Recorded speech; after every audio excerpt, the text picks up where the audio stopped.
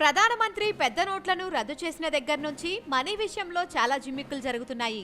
కొందరు బడాబాబులు చిన్న మధ్యతరగతి వాళ్ళని టార్గెట్ చేసుకుని వాళ్ళ అకౌంట్లో డబ్బులు వేయటం లాంటివి చేస్తూ బ్లాక్ మనీని వైట్ మనీగా మార్చడం చేస్తున్నారు. ప్రభుత్వం వాటిపై నివారణ చర్యలు చేపట్టి వాటిని అరికట్టింది. కానీ ఒక టాక్సీ డ్రైవర్ విషయంలో ఈ బ్లాక్ మనీకి సంబంధించి ఒక వింత జరిగింది. ఇక వివరాల్లోకి వెళ్తే అతను టాక్సీ డ్రైవర్, పేరు బల్వీందర్ సింగ్. పంజాబ్ అతని స్వస్థలం. స్టేట్ బ్యాంక్ ఆఫ్ పటియాలాలో అతడికి ప్రధానమంత్రి జనధన యోజన కింద ఒక అకౌంట్ ఉంది. అనూహ్యంగా ఈ నెల 4వ తేదీన అతని ఖాతాలోకి దాదాపు 9,806 కోట్ల రూపాయలు వచ్చి పడ్డాయి. ఇది చిన్న మొత్తం ఏం కాదు. ఫ్లిప్కార్ట్ వంటి సంస్థ ఏడాది పాటు కష్టపడితే వచ్చినంత సొమ్ము. ఇంత స్థాయిలో తన ఖాతాలోకి డబ్బు రావటం ఏంటని ఒక్కసారిగా ఆశ్చర్యపోయాడు. తన సెల్ ఫోన్ కు వచ్చిన SMS పదే పదే చూసి మురిసిపోయాడు. కానీ అతడి సంతోషం 2 రోజులు కూడా ఉండలేదు. ఆ మొత్తం డబ్బంతా మర్నాడు ఖాతాలోంచి వెళ్లిపోయింది.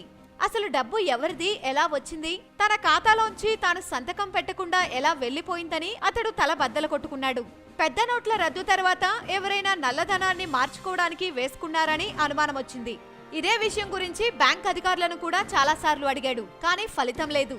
పైగా తన పాస్బుక్ ను వాళ్ళు నవంబర్ 7వ తేదీన తీసుకొని వాళ్ళ దగ్గరే ఉంచుకున్నారని, తర్వాత కొత్త పాస్బుక్ ఇచ్చారు గాని అందులో ఈ 9,806 కోట్ల రూపాయలకు సంబంధించిన ఎంట్రీ లేదని బల్వీందర్ చెప్పారు.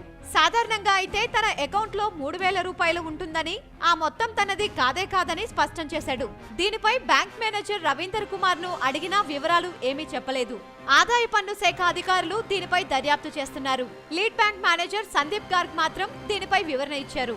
అతడి అకౌంట్ లోకి 200 రూపాయలు క్రెడిట్ ఎంట్రీ చేసేటప్పుడు ఒక అసిస్టెంట్ మేనేజర్ పొరపాటున బ్యాంకుకు చెందిన 11 అంకెల internal banking general ledger account number కూడా వేసేశారని, అందువల్ల ఆ మొత్తం వచ్చినట్లు కనిపించిందని చెప్పారు. మర్నాడు ఈ తప్పును తెలుసుకొని మళ్లీ సరిచేశామని వివరించారు.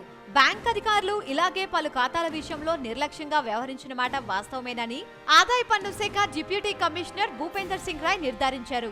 ఖాతాదారుడికి ఆ విషయం వివరించడానికి బదులు కనీసం బ్యాంకుకు కూడా రానివ్వలేదని చెప్పారు. దీనిపై ఆదాయపు పన్ను శాఖ అధికారులు, బ్యాంక్ ఉన్నతాధికారులు దర్యాప్తు చేస్తున్నారు. ఏదైనా ఒక్కసారిగా 9,806 కోట్ల రూపాయలు వచ్చి మాయమవడం ఎవరికైనా ఆశ్చర్యం, బాధ కలిగిస్తాయి. ప్రస్తుతం ఆ ఆటో వాళ్ళ పరిస్థితి అలానే ఉంది.